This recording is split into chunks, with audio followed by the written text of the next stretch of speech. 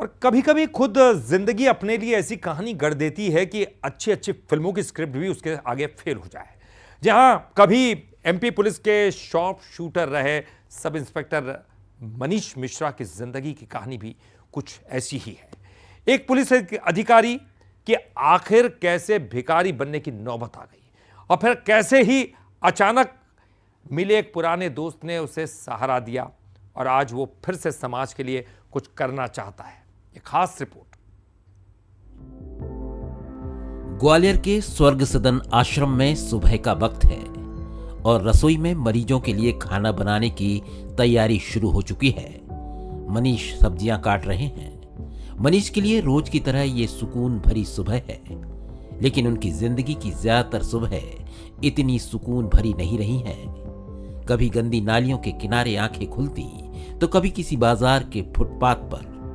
दरअसल मध्य प्रदेश पुलिस में इंस्पेक्टर रहे मनीष मिश्रा की कहानी किसी फिल्मी स्टोरी से कम नहीं है। शिवपुरी के रहने वाले मनीष 1999 में मध्य प्रदेश पुलिस में सब इंस्पेक्टर के रूप में सिलेक्ट हुए। उनकी गिनती बहुत ही अच्छे अफसरों में होती थी, लेकिन 2005 में अचानक उनकी मानसिक हालत बिगड़ने लगी, जिससे उनकी नौकरी और रिश्ते दोनों बुरी तरह प्रभावित हुए।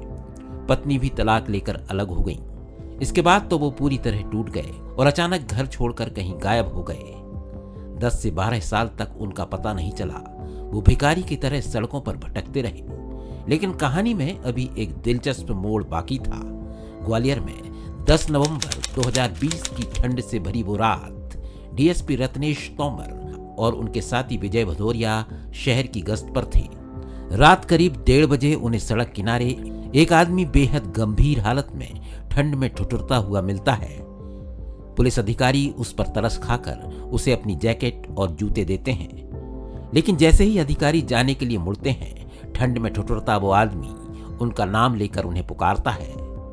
डीएसपी रत्नेश भदौरिया जब पास जाकर देखते हैं तो दंग रह जाते हैं। ये शख्स कोई और नहीं मनीष मिश्रा थे, जो कभी उनके बैचमेट अधिकारी हुआ करते थे। डीएसपी तोमर अपने इस दोस्त को स्वर्ग सदन आश्रम ले जाते हैं और तब से मनीष यहीं पर हैं और अब वो पूरी तरह स्वस्थ हो गए हैं। मुझे रत्नेश तोमर जी ने पहचाना था। हाँ, रत्नेश तोमर मेरे बैचमेट हैं और बहुत अच्छे पुलिस अधिकारी हैं। उनमें मानवता की भावनाएं हैं। कोई अमानवीय कृत्य हो रहा हो उसमें वो त्वरित रिस्पॉन्स देते हैं। बहुत ही दयनीय अवस्था में मिले थे कि फटे कपड़े थे और शरीर पर अब ये हमारे नीचे तो कुछ पहने नहीं थे। एक अच्छा था वो भी फटा हुआ। उस समय बहुत ही दयनीय अवस्था थी इनकी और पहले समय से वो काफ़ी अच्छे हैं इस समय और हमारे साथ में ही हमारे लिए काम करते हैं। जिस तरीके के हम काम कर रहे हैं हमारे साथ में काम बटाना, जैसे रेस्क्यू कहीं जा रहे हैं हम लोग तो उनके संग हमारे साथ रेस्क्यू के लिए जाना है। यहाँ के जितने काम हैं, कपड़े डालना है और भी जो छोटी छोटी चीज़ें हैं उसमें वो हमारे सहयोगी हैं इस समय और पूरा हमारा सपोर्ट करते हैं। मनीष पूरी तरह ठीक हैं। उनकी माँ और बहन उन्हें घर ले जाने के लिए भी आईं, लेकिन वो अब आश्रम से कहीं नहीं जाना चाहते। वो आश्रम में रहकर ही मरीजों की सेवा करते हैं। झाड़ू लगाने से लेकर मानसिक रोगियों के रेस्क्यू तक के लिए जाते हैं। सेवाएं करना है, यहाँ भी करना है, वहाँ भी वापस अगर ये मेरी पदे वो मुझे वापस विभाग में लिए जाता तो वहाँ भी सेवाएं देंगे। क्यों नहीं देंगे? आप लोगों का सबका सत्प्रयास होगा तो मैं अवश्य वहाँ पे सेवाएं देना मैं पसंद करूँगा। पुनः मनीष अपनी पुरानी जिंदगी में लौटना नहीं चाहते। उनकी पत्नी अब दूसरी शादी कर चुकी हैं, लेकिन मनीष को इसका कोई रंज नहीं है। वो उनकी सुखी जिंदगी के लिए दुआ मांगते हैं।